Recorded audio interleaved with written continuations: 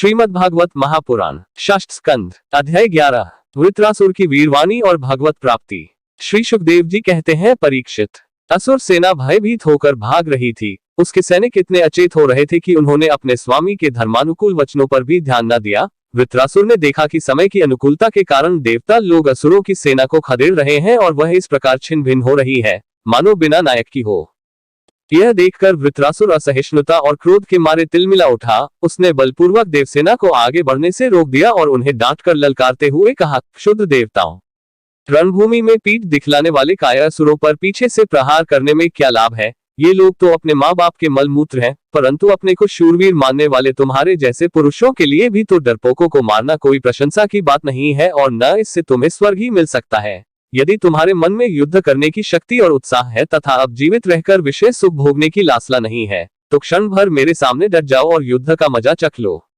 परीक्षित, वृत्रासुर बड़ा बली था। वह अपने डील डोल से ही शत्रु देवताओं को भयभीत करने लगा। उसने क्रोध में भरकर इतने जोर का सिंहनाद किया कि बहुत से लोग तो उसे सुनकर ही अचेत हो गए।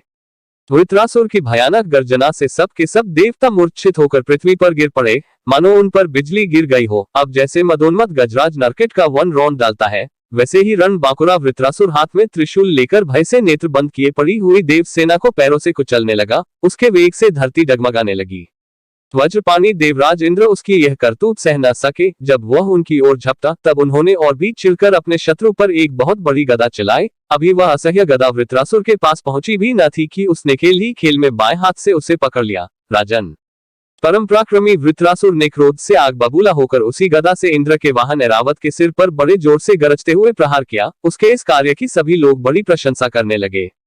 वृत्रासुर की गदा के आघात से ऐरावत हाथी वज्राहत पर्वत के समान तिलमिला उठा। सिर फट जाने से वह अत्यंत व्याकुल हो गया और खून उगलता हुआ इंद्र को लिए हुए 28 हाथ पीछे हट गया। देवराज इंद्र अपने वाहन ऐरावत के मूर्छित हो जाने से स्वयं भी विषादग्रस्त हो गए। यह देखकर युद्ध धर्म के मर्मज्ञ वृत्रासुर ने उनके ऊपर फिर से गदा नहीं चलाई। तब तक इंद्र ने अपने अमृतस्रावी हाथ के स्पर्श से घायल ऐरावत की व्यथा मिटा दी और वे फिर रणभूमि में आ डटे। परीक्षित, जब वृत्रासुर ने देखा कि मेरे भाई विश्वरूप का वध करने वाला शत्रु इंद्र युद्ध के लिए हाथ में वज्र लेकर फिर सामने आ गया है, तब उसे उनके उस क्रूर पापकर्म का स्मरण हो आया और वह शोक और मोह से युक्त हो हंसता हुआ उनसे कहने लगा। वृत्रासुर बोला, आज मेरे लिए बड़े सौभाग्य का दिन है कि तुम्हारे जैसा शत्रु, जिसने विश्वरूप के रूप में ब्राह्मण, अपने गुरु एवं मेरे भाई की हत्या की है, मेरे सामने खड़ा है। अरे दुष्ट, अब शीघ्र से शीघ्र मैं तेरे पत्थर के समान कठोर हृदय को अपने शूल से विदीर्ण करके भाई से उऋण होऊंगा। आहा, यह मेरे लिए कैसे आनंद की बात होगी। इंद्र, तूने मेरे आत्मवेता और निष्पाप बड़े भाई के, जो ब्राह्मण होने के साथ ही यज्ञ में दीक्षित और तुम्हारा गुरु था, विश्वास दिलाकर तलवार से तीनों सिर उतार लिए, ठीक वैसे ही जैसे स्वर्गकौमी निर्दय मनुष्य यज्ञ में पशु का सिर काट डालता है। दया, लज्जा, लक्ष्मी और कीर्ति तुझे छोड़ चुकी है। तूने ऐसे ऐसे नीच कर्म किए हैं जिनकी निंदा मनुष्यों की तो बात ही क्या, राक्षस तक करते हैं। आज मेरे त्रिशूल से तेरा शरीर टूक टूक हो जाएगा। बड़े कष्ट से तेरी मृत्यु होगी। तेरे जैसे पापी को आग भी नहीं जलाएगी, तुझे तो गीध नोच नोच कर खाएंगे। ये अज्ञानी देवता तेरे जैसे नीच और क्रूर के अनुयायी बनकर मुझ पर शस्त्रों से प्रहार कर रहे हैं। मैं अपने तीखे त्रिशूल से उनकी गर्दन काट डालूंगा और उनके द्वारा गुणों के सहित भैरवादी भूतनाथों को बलि चढ़ाऊंगा। वीर इंद्र, यह भी संभव है कि तू मेरी सेना को छिन्न भिन्न करके अपने वज्र से मेरा सिर काट ले। तब तो मैं अपने शरीर की बलि पशु पक्षियों को समर्पित करके कर्म बंधन से मुक्त हो महापुरुषों की चरण का आश्रय ग्रहण करूंगा। जिस लोक में महापुरुषों जाते हैं, वहां पहुंच जाऊंगा। देवराज, मैं तेरे सामने खड़ा हूँ, तेरा शत्रु हूँ। अब तू मुझ पर अपना अमोघ वज्र क्यों नहीं छोड़ता।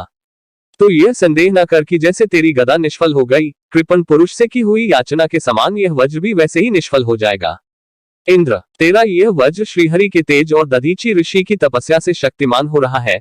विष्णु भगवान ने मुझे मारने के लिए तुझे आज्ञा भी दी है, इसलिए अब तू उसी वज्र से मुझे मार डाल, क्योंकि जिस पक्ष में भगवान श्रीहरि हैं, उधर ही विजय, लक्ष्मी और सारे गुण निवास करते हैं। देवराज, भगवान संकर्षण के आज्ञानुसार मैं अपने मन को उनके चरण कमलों में लीन कर दूंगा। तेरे वज्र का वेग मुझे नहीं, मेरे विषय भोगरूप फंदे को काट डालेगा और मैं शरीर त्याग कर मुनिजनोचित गति प्राप्त करूंगा। जो पुरुष भगवान से अनन्य प्रेम करते हैं, उनके निजजन हैं, उन्हें वे स्वर्ग, पृथ्वी अथवा रसातल की संपत्तियां नहीं देते, क्योंकि उनसे परमानंद की उपलब्धि होती ही नहीं। उल्टे द्वेष, उद्वेग, अभिमान, मानसिक पीड़ा, कलह, दैख और परिश्रम ही हाथ लगते हैं।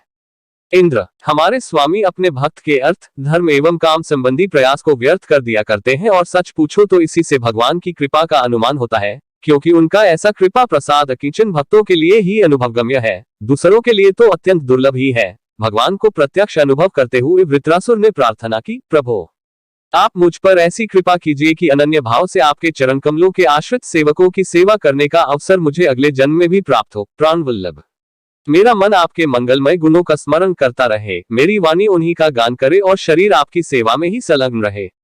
सर्वसौभाग्य निधे, मैं आपको छोड़कर स्वर्ग, ब्रह्मलोक, भूमंडल का साम्राज्य, रसातल का एक छत्र राज्य, योग की सिद्धियां, यहाँ तक कि मोक्ष भी नहीं चाहता। जैसे पक्षियों के पंखीन बच्चे अपनी माँ की बाट जोहते रहते हैं, जैसे भूखे बछड़े अपनी माँ का दूध पीने के लिए आतुर रहते हैं, और जैसे वियोगिनी पत्नी अपने प्रवासी प्रियतम से मिलने के लिए उत्कंठित रहती है, वैसे ही कमल नयन मेरा मन आपके दर्शन के लिए छटपटा रहा है।